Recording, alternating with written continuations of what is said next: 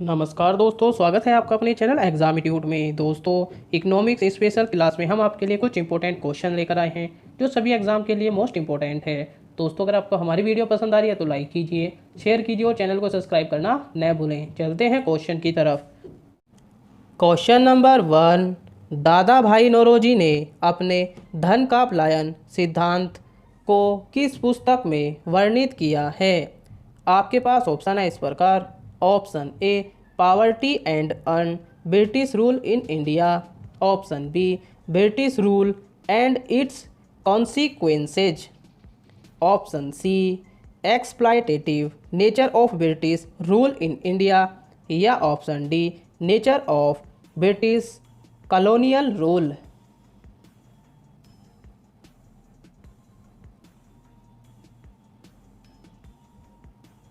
इसका सही आंसर है दोस्तों option A, poverty and un, British rule in India. Detail में जान लेते हैं दोस्तों इसके बारे में। दादा भाई नौरोजी की पुस्तक poverty and un, British rule in India भारतीय धन ब्रिटेन में ले जाने की घटनाओं पर प्रकाश डालती है। अपनी पुस्तक में उन्होंने ब्रिटेन को 200-300 बिलियन डॉलर पाउंड के राजस्व की हानि होने का वर्णन किया है। दादा भाई नौरोजी इसे भारत में ब्रिटिश सरकार का सबसे बड़ा दुष्प्रभाव मानते हैं। अगले क्वेश्चन की तरफ चलते हैं दोस्तों। क्वेश्चन नंबर 2, निम्नलिखित में से क्या अभिन्न राशि है? आपके पास ऑप्शन है इस प्रकार। ऑप्शन ए, गैस रचना। ऑप्शन बी, प्रभेद। ऑप्शन सी, श्यानतानु गुणांक।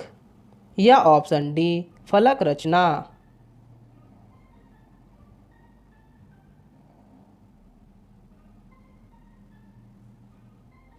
इसका सही आंसर है दोस्तों ऑप्शन बी, प्रभेद। अगले क्वेश्चन की तरफ चलते हैं दोस्तों। क्वेश्चन नंबर 3, नकदी रिजर्व अनुपात किसका उपकरण है? आपके पास ऑप्शन है इस प्रकार। ऑप्शन ए, मौद्रिक नीति। ऑप्शन बी, कृषि नीति। ऑप्शन सी, कर नीति। या ऑप्शन डी, राजकोषीय नीति।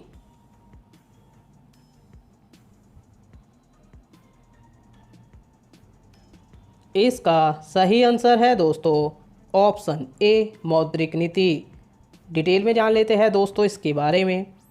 नकद आरक्षी अनुपात CRR उपभोक्ता की कुल जमाओं का निर्दिष्ट न्यूनतम भाग है जिसे वाणिज्यिक बैंकों को केंद्रीय बैंक के पास कैश या डिपॉजिट रूप में रखना होता है। CRR एक आवश्यक मौद्रिक नीति है जिसका प्रयोग अर्थव्यवस्था में मुद्रा आपूर्ति को नियंत्रित करने के लिए किया जाता है। अगले क्वेश्चन की तरफ चलते हैं दोस्तों। क्वेश्चन नंबर 4, अर्थशास्त्र मानव निर्मित उत्पादन उपकरण को किस रूप में वर्गीकृत करता है? आपके पास ऑप्शन है इस प्रकार। ऑप्शन ए, संगठन। ऑप्शन बी, पूंजी। ऑप्शन सी, उपकरण। या ऑप्शन डी, श्रम।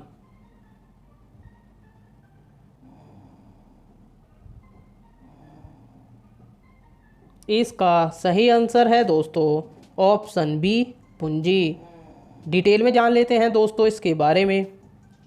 कुछ अर्थशास्त्री ने कारकों को मूल कारक या प्राथमिक कारकों के आधार पर दो वर्गों भूमि और श्रमिक, प्रकृति और मनुष्य में वर्गीकृत किया है। यह कहा जाता है कि पूंजी का कोई स्वतंत्र आधार नहीं है बल्कि यह भूमि और श्रम के संयुक्त प्रयासों का परिणाम है। हालांकि अन्य अर्थशास्त्रियों ने उत्पादन के लिए मनुष्य द्वारा निर्मित सभी उपकरणों को पूंजी की श्रेणी में शामिल किया है। इसमें मशीन, उपकरण, कारखाने, भवन, नहरें, सड़कें, कच्चा माल इत्यादि शामिल हैं जो उत्पादन में महत्वपूर्ण भूमिका निभाते हैं। अगले क्वेश्चन की तरफ चलते हैं दोस्तों। क्वेश्चन नंबर 5, कृषि से भारतीय औद्योगिक विकास को बढ़ावा किस प्रकार मिलता है? आपके पास ऑप्शन है इस प्रकार। ऑप्शन ए, औद्योगिक उत्पादों के लिए बाजार खोलकर। ऑप्शन बी, श्रमिकों को रोटी और कपड़ा उपलब्ध कराकर। ऑप्शन सी, कच्चे माल की आपूर्ति करके। या ऑप्शन डी, सभी।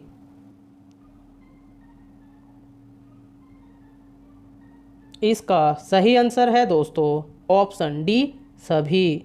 डिटेल में जान लेते हैं दोस्तों इसके बारे में। प्रोफेसर किंडलबर्गर, टोडारो, लेविस और नुकर्स इत्यादि के अनुसार कृषि ने कई तरीके से आर्थिक विकास में अपना योगदान दिया है। जैसे अर्थव्यवस्था के गैर कृषि क्षेत्रों को खाद्य और कच्चा माल प्रदान करके ग्रामीण क्षेत्रों में कृषि उत्पादन में हुई वृद्धि से बाजार में उन्हें अधिक लाभ प्राप्त हुआ, जिससे उनकी क्रय शक्ति में वृद्धि हुई और इससे गैर कृषि क्षेत्रों में उत्पादित वस्तुओं की मांग में बढ़ोतरी हुई। बचतों के रूप में निवेश योग्य अधिशेष प्रदान किया गया, जिससे गैर कृषि क्षेत्रों में निवेश में वृद्धि हुई। कृषि उत्पादों के निर्यात से बहुमूल्य विदेशी मुद्रा अर्जित हुई। अगले क्वेश्चन की तरफ चलते हैं दोस्तों। क्वेश्चन नंबर 6, निम्नलिखित में से किस वर्ष राष्ट्रीय साख परिषद की स्थापना की गई थी? आपके पास ऑप्शन है इस प्रकार। Option A 1977, option B 1978, option C 1988 या ऑप्शन डी 1985।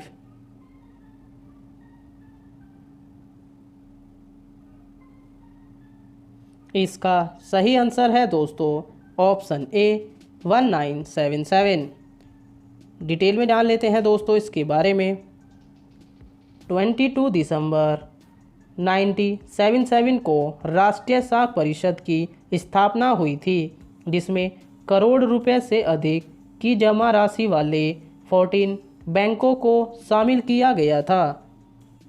अगले क्वेश्चन की तरफ चलते हैं दोस्तों। क्वेश्चन नंबर 7, निम्न में से किस पंचायती योजना का मुख्य उद्देश्य 21वीं शताब्दी में भारत को आर्थिक महाशक्ति बनाना था?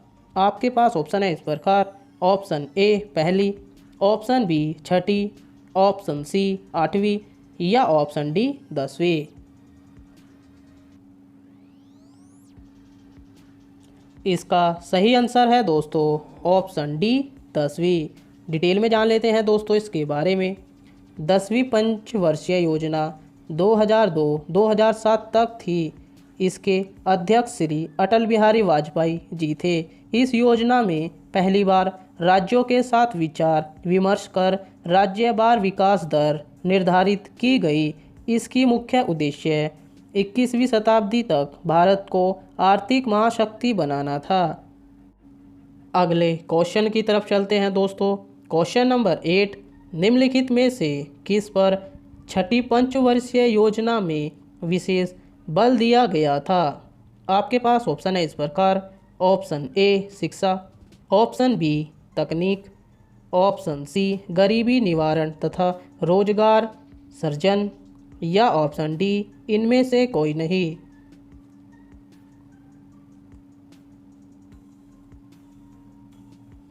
इसका सही आंसर है दोस्तों ऑप्शन सी गरीबी निवारण तथा रोजगार सृजन। डिटेल में जान लेते हैं दोस्तों इसके बारे में।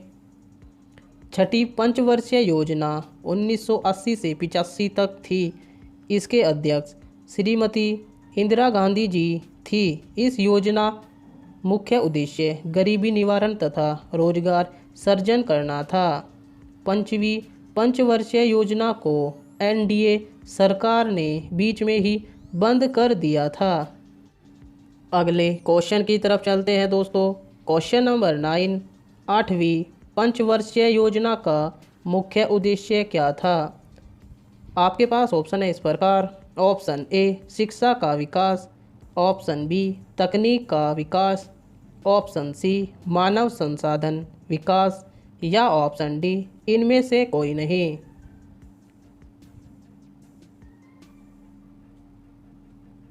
इसका सही आंसर है दोस्तों ऑप्शन सी मानव संसाधन विकास। डिटेल में जान लेते हैं दोस्तों इसके बारे में। 8वीं पंचवर्षीय योजना 1992 से 97 तक थी। इस योजना को आर्थिक विकास के संदर्भ में राव मनमोहन मॉडल के रूप में जाना जाता है। इस योजना में उद्योगों के आधुनिकीकरण की प्रक्रिया में अधिक जोर दिया गया। अगले क्वेश्चन की तरफ चलते हैं दोस्तों।